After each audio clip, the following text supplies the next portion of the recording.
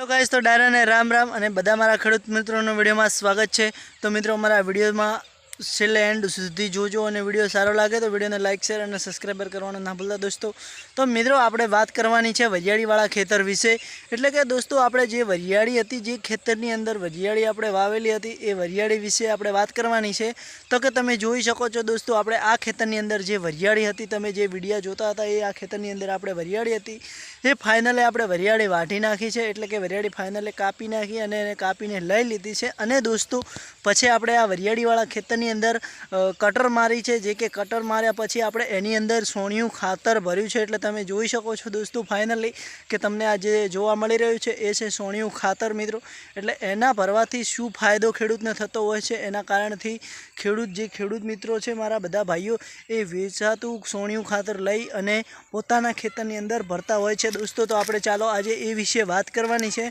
તો દોસ્તો તમે જોઈ શકો છો જે કે આ મારી પાછળ તમને ઢગા જોવા મળી રહ્યા છે, એ એકદમ ભેંસનું, જે કે ભેંસ છે, ગાય છે, તેના ખાતર છે, તેનું સોણનું ખાતર છે, જે આપણે ગોબર કહીએ છીએ। એ ગોબર છે, આ ગોબરનું ખાતર છે અને એ ખેતીની અંદર ઘણું બધું ઉત્પાદન અને ગુણકારી સારું હોય છે। એટલે ઘણા ખેડૂતો આવી રીતે આ ખાતરને ખેતરની અંદર ભરે છે અને પછી એની હજુ ખેડી નાખશે અને એની અંદર પછી વાવેતર કરતા હોય છે અને એનાથી વાવેતર એકદમ સારું અને ઉત્પાદન પણ આપણને સારો મળતો હોય છે।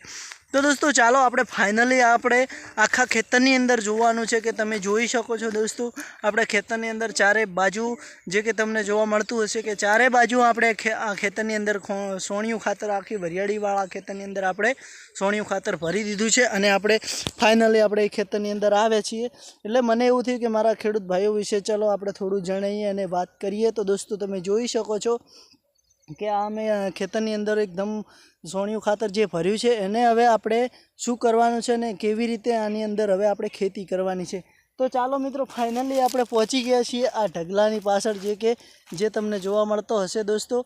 આ જે એકદમ સોણનું ખાતર છે અને એને આપણે હવે એક હજુ બીજું મશીન આવશે, જે મશીન લાવવાનું છે અને એ મશીનથી આપણે આ જે ખાતર તમને જોવા મળી રહ્યા છે ઢગલા, એને ફોડી નાખવાના છે દોસ્તો। આખા ખેતરની અંદર જે આ ખાતર ફોડવાનું છે અને આખું ખેતર આખું એકદમ ખાતર થઈ જશે અને પછી આની અંદર આપણે જે કે પલાવ મારશું અને પલાવ માર્યા પછી જે આ ખાતર છે જમીનની અંદર દટાઈ જશે અને જમીનની અંદર દટાયા પછી એની ઉપર 1 થી 2 વાર આપણે ખેતરને ખેડવાનું છે। એટલે કે 1 થી 2 વાર કલટી ફેરવવાની છે, એનાથી આખી જમીન બધી એકદમ ફેદાઈ જશે અને આ ખાતર મિક્સ થઈ જતું હોય છે।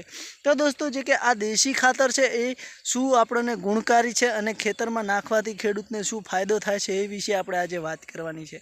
તો દોસ્તો આ જે દેશી ખાતર છે એ ગમે તે અનાજ વાવો કે કોઈ બી પણ ગમે તેની ખેતી કરીએ, ગમે તે વાવેતર કરીએ, એને ઘણું બધું ઉત્પાદન મળે છે અને એકદમ જમીન બળવાળી થતી હોય છે દોસ્તો આ ખાતરથી। એટલે જમીન બળુકી કહેવામાં આવે છે, બળ કરે છે। આની અંદર તમે ગમે તે બીજ રોપો કે કોઈ પણ જાતનું વાવેતર અંદર કરી શકીએ તો એ એકદમ સારું હુંખરે છે અને વધવામાં પણ ફટાફટ વધે છે અને એનું ઉત્પાદન આપણને એકદમ વધારે મળતું હોય છે દોસ્તો।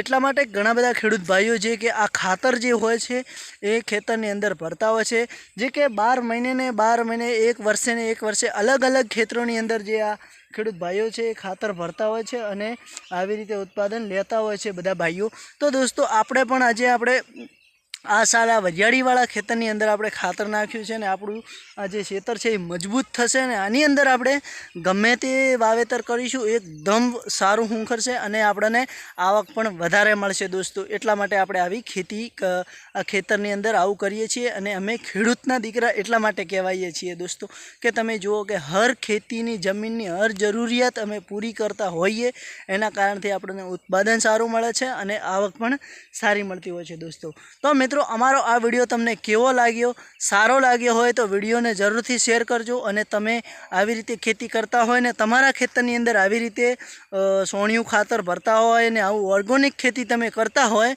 તો દોસ્તો જરૂરથી મને કોમેન્ટમાં જણાવજો અને તમે ક્યાંથી છો, કઈ જગ્યાથી છો એ પણ કોમેન્ટમાં લખજો। અને મિત્રો મારો આ વિડીયો તમને સારો લાગ્યો હોય તો વિડીયોને જરૂરથી લાઇક કરજો અને કોમેન્ટ કરવાનું તો ના જ ભૂલતા મિત્રો। ભલે લાઇક ના કરો તો ચાલશે પણ કોમેન્ટ જરૂરથી કરજો, એટલે મને મને ખબર પડે કે મારા વિડીયો કેટલા સુધી પહોંચે છે અને મારા કેટલા ભાઈઓ જોવે છે મારો વિડીયોને.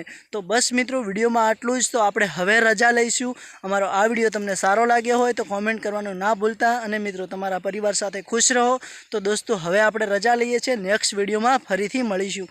તો મિત્રો, જય માતાજીને આવજો અને કાલના વિડીયોમાં ફરી મળીશું. તો જય માતાજી દોસ્તો, આભાર.